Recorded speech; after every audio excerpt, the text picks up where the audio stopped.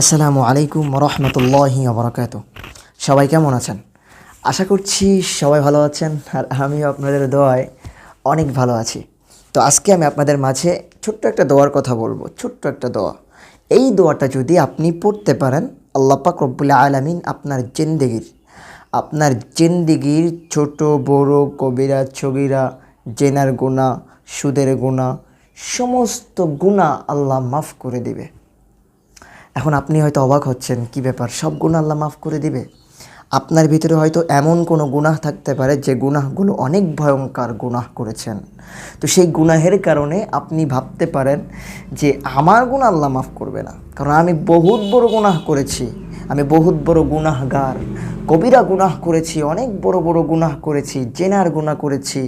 আমার নিজের ফ্যামিলির মা বোন ভাই কেউ জানে না আমি এত জঘন্য গুনাহ করেছি। এই গুনাহ একমাত্র আল্লাহ পাক রব্বুল আলামিন জানে। তো ওই আল্লাহ পাক রব্বুল আলামিন তো আমার গুনাহ মাফ করবেই না, তাহলে ইবাদত করে কি লাভ? এই ইবাদত করেও তো আমাকে জাহান্নামে যাওয়া লাগবে, এই ইবাদত করেও তো আমাকে সেই পাপের শাস্তি ভোগ করা লাগবে। তাহলে ইবাদত করে কী লাভ? আমি পাপ কাজ করতেছি, আমি পাপ কাজ করতেই থাকি, আমার ইবাদতের কোনো প্রয়োজন নাই। আপনি যদি এইটা ভাবেন, বিশ্বাস করেন আপনি ভুল ভাবছেন। কারণ আল্লাহ পাক রব্বুল আলামিন কিন্তু দিন শেষে বলেই দিয়েছে, লা তাকনাতু মির রাহমাতিল্লাহ। বান্দা, তুমি জমিন থেকে আসমান পর্যন্ত গুনাহ করে ভরে ফেলেছ। বান্দা, তুমি জমিন থেকে আসমান পর্যন্ত এত গুনাহ করেছো, ভরে ফেলেছো তুমি। এই গুনাহ নিয়েও যদি আমার কাছে আসো, আমার রহমতের দিকে যদি ফিরে আসো, আমি আল্লাহ পাক রব্বুল আলামিন তোমার জিন্দেগির সমস্ত গুনাহ আমি আল্লাহ পাক রব্বুল আলামিন মাফ করে দিব। তো আসলে আমরা বুঝি না, যার কারণে আমরা আল্লাহর পথেও ফিরতে পারি না, আমাদের কপালে হেদায়েতও জোটে না।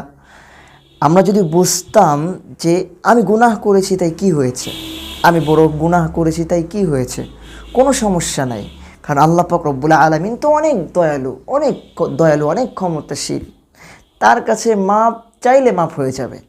যদি আমরা এটা ভাবতাম, তাহলে আমরা গুনাহের কাজে উৎসাহিত হইতাম না, আমরা নেকির কাজে উৎসাহিত হইতাম। ঠিক কিনা বলেন? কারণ আমরা তো গুনাহ করতে করতে এত বড় গুনাহ করে ফেলি যে আল্লাহ মনে হয় মাফ করতে পারবে না। এটা সম্পূর্ণ আপনার ভুল ধারণা। তো এই ভুল ধারণা থেকে আমরা অবশ্যই বের হব। পারবো তো ইনশাল্লাহ? পারবো তো? দেখেন, আপনার থেকে অনেক বড় বড় গুনাহ করেছিল সাহাবারা। সাহাবী নবী করিম সাল্লাল্লাহু আলাইহি ওয়াসাল্লামের কাছে এসে বলতেছে, নবী, আমি তো অনেক গুনাহ করে ফেলেছি, অনেক ভয়ানক গুনাহ করে ফেলেছি নবী, তো আমি এখন কি করব? এই গুনাহ কি আল্লাহ মাফ করবে?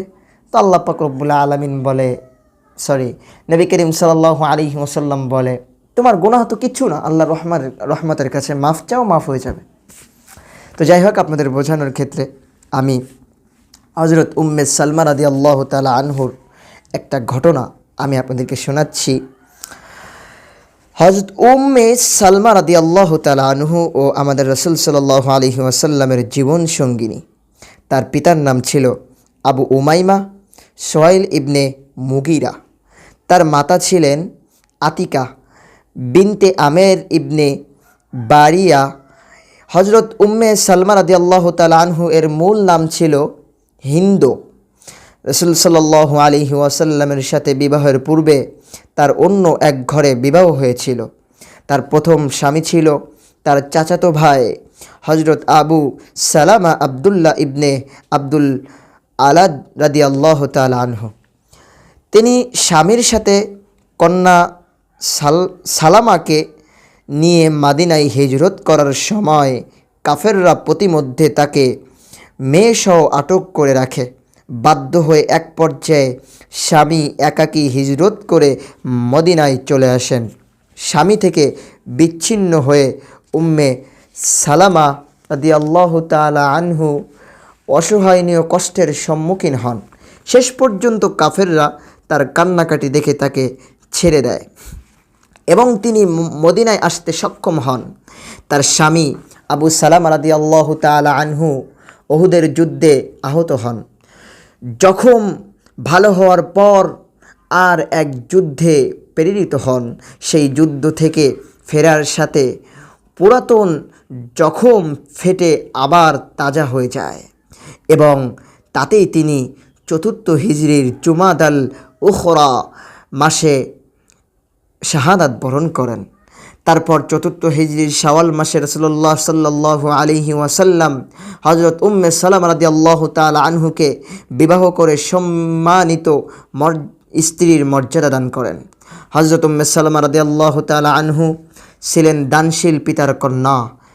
তিনি নিজেও দানশীলা ছিলেন। জনৈকা মহিলা থেকে বর্ণিত আছে যে তিনি বলেন, আমি একবার হযরত উম্মে সালামা রাদিয়াল্লাহু তাআলা আনহু এর কাছেই উপবিষ্ট ছিলাম। কিছু অসহায় লোক তার কাছে এলো। তাদের মধ্যে পুরুষ ছিল, মহিলাও ছিল। তারা এসে আসন নিয়ে বসে পড়ল। তাদের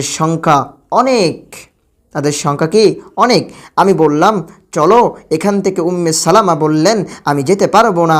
আমার পক্ষ থেকে সকলকে একটি করে খেজুর হলেও দিয়ে দাও, খালি হাতে যাব কেন? তিনি ৬২ হিজরিতে মতান্তরে ৬১, ৫৯, ৫৮ হিজরিতে ৮৪ বৎসর বয়সে ইন্তেকাল করেন। ফায়দা: দ্বীনের জন্য কষ্ট স্বীকার ও সবর করায় আল্লাহ তাআলা হযরত উম্মে সালামা রাদিয়াল্লাহু তাআলা আনহুকে নবীর স্ত্রী ও উম্মুল মুমিনিন হওয়ার সৌভাগ্য দান করেন। দ্বীনের জন্য যারা কষ্ট স্বীকার করে আল্লাহ তাআলা কোনো না কোনোভাবে তাদেরকে উঁচু মর্যাদা দান করেন।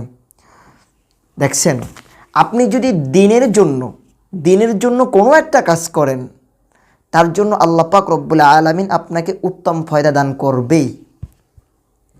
এখন আপনি হয়তো বলতে পারেন যে হুজুর, যে আল্লাহ তো সব কিছু দিতে পারে, আল্লাহ তো সব কিছু পারে, তা আল্লাহর কাছে তো আমি অনেক কিছু চাই, কিন্তু আল্লাহ তো আমাকে দেয় না। আমি বলবো কি জানেন, আল্লাহ যদি আপনাকে না দেয় সেটা আপনার জন্য সব থেকে ভালো। কেন জানেন?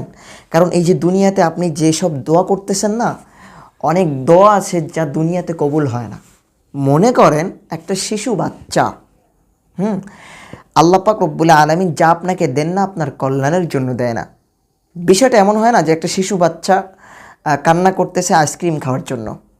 এখন তার পিতামাতা তাকে নিষেধ করে দিয়েছে যে আইসক্রিম খাওয়া যাবে না, আইসক্রিম খেলে তার টনসিলের সমস্যা, তার ঠান্ডার সমস্যা, কাশির সমস্যা, আইসক্রিম খেলে হবে না।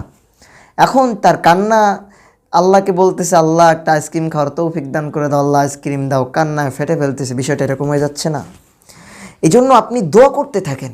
আপনি কিয়ামতের ময়দানে আফসোস করবেন যে হায় হায়, আমি কেন দোয়া করলাম না। দুনিয়াতে যেসব দোয়া আপনার জন্য কবুল হয় না, আপনার জন্য আরও বেশি সৌভাগ্যবান। কেন জানেন? এই সমস্ত দোয়ার কারণে কিয়ামতের ময়দানে আল্লাহ পাক রব্বুল আলামিন আপনাকে বিশাল বিশাল নেকি দিয়ে দিবে। যাই হোক, এই ঘটনা দ্বারা আমরা বুঝতে পারলাম যে আমরা যদি দ্বীনের পথে অটল থাকি, আল্লাহ পাক রব্বুল আলামিন যে কোনো নাভাবে আমাকে সাহায্য করবে, আমাদের মর্যাদা রক্ষা করবে। সম্মান দেওয়ার মালিক আল্লাহ, এই জন্য সব চেষ্টা করবেন। আমি প্রথমেই একটা দোয়ার কথা নিয়ে আমি আপনাদের কাছে বলতেছিলাম। সেই দোয়াটা হচ্ছে শুধু এইটুকু, এই দোয়াটা বেশি বেশি করে পড়বেন। সুবহানাল্লাহ। এই তাসবিহটা আল্লাহ পাকের অনেক পছন্দনীয়। এই তাসবিহ যদি আপনি বেশি বেশি করে পড়তে পারেন, আল্লাহ আপনার প্রতি খুশি হয়ে যাবে। আপনার জিন্দেগির সমস্ত গুনাহ আল্লাহ মাফ করে দিবে। যাই হোক, আল্লাহ পাক রব্বুল আলামিন আমাদের সবাইকে বোঝার তৌফিক দান করুক। সবাই বলেন আমিন। তো আজকের ভিডিওটা এই পর্যন্ত। আমি যে আমলের কথাগুলো বললাম, আল্লাহ যেন আমাদের সবাইকে এর ওপর আমল করার তৌফিক দান করুক। সবাই আবারও বলেন আমিন। তো এখন আমি আপনাদের মাঝ থেকে বিদায় নিচ্ছি। আসসালামু আলাইকুম ওয়া রাহমাতুল্লাহি ওয়া বারাকাতুহু।